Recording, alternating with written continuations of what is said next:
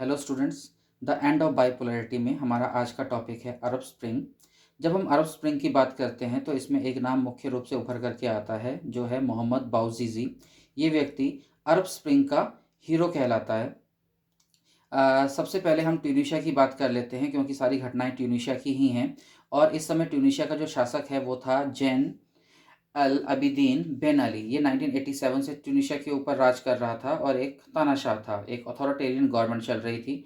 जनता हम देखते हैं कि करप्शन और उत्पीड़न से जो है परेशान थी। मोहम्मद बाउजीजी एक फ्रूट सेलर था और इस सिस्टम के उत्पीड़न से और करप्शन से बहुत ज़्यादा परेशान था, तो दिसंबर में ये अपने ऊपर आग लगा लेता है। अब मोहम्मद बाउजीजी तो जल गया, लेकिन अब अरब के जलने की बारी थी। 4 जनवरी 2011 को इसकी मौत हो जाती है और इसके मरने के बाद पूरे ट्यूनीशिया के अंदर हम देखते हैं कि एंटी गवर्नमेंट प्रोटेस्ट शुरू हो जाते हैं, अपराइजिंग विद्रोह होता है और यहाँ तक कि सशस्त्र विद्रोह भी होने लगता है। सरकार इसको दबाने की बहुत कोशिश करती है, लेकिन ये दौर जो है सोशल मीडिया का दौर था और जब मोहम्मद गौजी ने खुद को आग लगाई थी तो उसको बहुत लोगों ने रिकॉर्ड भी कर लिया था और ये देखते ही देखते जो है फेसबुक और ट्विटर पर फैल गया। इसके बाद सरकार के खिलाफ बहुत प्रदर्शन होने लगे। बेन अली ने अपनी जो हम देखते हैं कि पार्लियामेंट है उसको भी डिसॉल्व कर दिया था और ट्यूनीशिया छोड़ करके भाग गया। ये ट्यूनीशिया छोड़ करके माल्टा में भागा और जो लीबिया की गवर्नमेंट है उसने इसको प्रोटेक्शन दी थी। अब ये जो अरब स्प्रिंग जो प्रोटेस्ट वहाँ शुरू हुए थे, इसको अरब स्प्रिंग नाम इसलिए दिया गया क्योंकि ये सारी जो प्रोटेस्ट हो रहे थे ये स्प्रिंग के मौसम में हो रहे थे, तो नाम भी इसको अरब स्प्रिंग दे दिया गया। अब इन प्रोटेस्ट का परिणाम ये निकला कि जुलाई 2011 में ट्यूनीशिया के अंदर इलेक्शन अनाउंस कर दिए गए और मोहम्मद बेजी कैड एसबीसी ये जो हैं ट्यूनीशिया के प्रेसिडेंट बने 2014 के अंदर। अगर हम अरब स्प्रिंग की बात करते हैं तो इस अरब स्प्रिंग का जो सबसे बड़ा बेनिफिशियरी था वो ट्यूनीशिया ही था। ट्यूनीशिया के बाद ये आग जो है और अन्य देशों में भी भड़क गई। इनमें हम मुख्य रूप से देखते हैं तो इजिप्ट है, लीबिया, यमन, सीरिया और इसके अलावा जो है बहरीन, यहाँ तक इस अरब स्प्रिंग की लपटें पहुँच चुकी थी। इसके बाद हमने देखा कि और भी बहुत सारे अरब के देश हैं जहाँ पे हमें स्ट्रीट डिमॉन्स्ट्रेशन दिखाई देता है, सड़क पर जो है लोग प्रदर्शन करते हुए दिखाई देते हैं। उनमें मुख्य रूप से जो देश हैं उनमें आपका मोरक्को है, इराक है, अल्जीरिया है, लेबनान है, इसके अलावा जो है कुवैत है, ओमान है, सूडान है, जॉर्डन है। ये सारे देश हैं जो अरब स्प्रिंग की चपेट में आते हैं। ट्यूनीशिया में तख्ता पलट होने के बाद जो सबसे बड़ी अगली घटना होती है वो इजिप्ट के अंदर होती है और इजिप्ट में जो है होस्नी मुबारक जो है रूल कर रहे थे और ये भी लगभग 1979 से इजिप्ट के अंदर रूल कर रहे थे और सशस्त्र विद्रोह के द्वारा इनकी भी सरकार को गिरा दिया जाता है।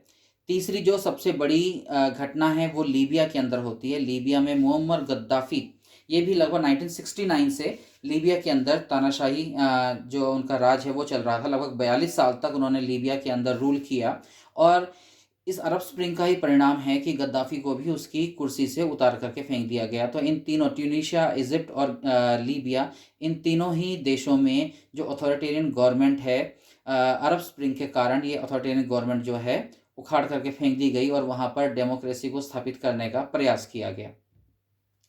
इस चैप्टर से जो मुख्य रूप से हमसे क्वेश्चन पूछे जा सकते हैं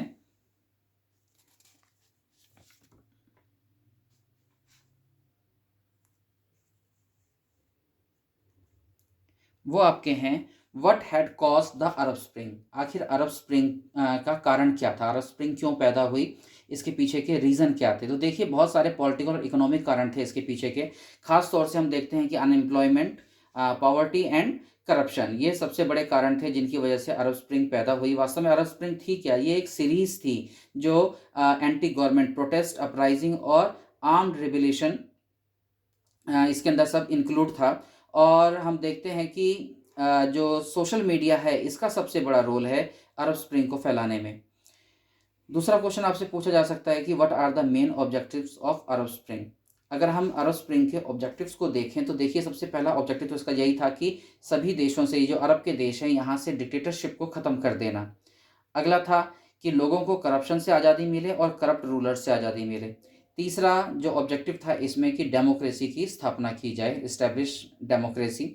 और फोर्थ है to eliminate poverty, unemployment and get financial freedom, कि बेरोजगारी, इसके अलावा गरीबी, सबको दूर किया जाए और लोगों को फाइनेंशियल फ्रीडम मिले। इसी टॉपिक से तीसरा क्वेश्चन जो हमसे पूछा जा सकता है वो है what are the consequences of Arab Spring. Arab Spring के परिणाम क्या निकले। देखिए, सबसे बड़ा परिणाम तो यही है कि जो अथॉरिटेरियन गवर्नमेंट्स हैं ट्यूनीशिया, इजिप्ट और लीबिया से, इनका तो रिमूवल हो गया। दूसरा, पब्लिक पॉलिटिकल जो स्पीयर है उसमें हमें डेवलपमेंट देखने को मिलता है। थर्ड पॉइंट है कि लोगों को जो है सोशल और पॉलिटिकल राइट्स की ग्रांट मिलनी शुरू हो जाती है। अलग अलग देश जो हैं, चाहे वो कुवैत हो, अपने यहाँ कुछ ना कुछ परिवर्तन करके लोगों को ग्रांट देना शुरू कर देता है, ताकि ये जो अरब स्प्रिंग है इसके प्रभाव को किसी तरह से कम किया जा सके।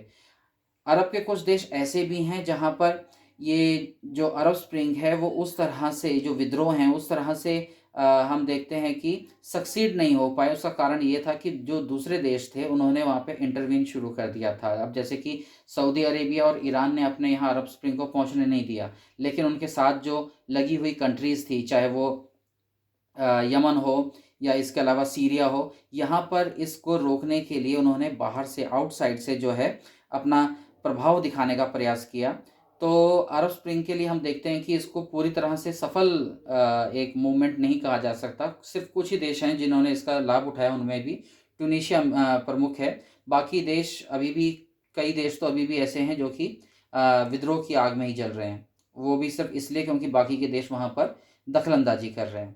तो इस टॉपिक से ये तीन इंपॉर्टेंट क्वेश्चंस हैं जो हमसे एग्ज़ाम में पूछे जा सकते हैं।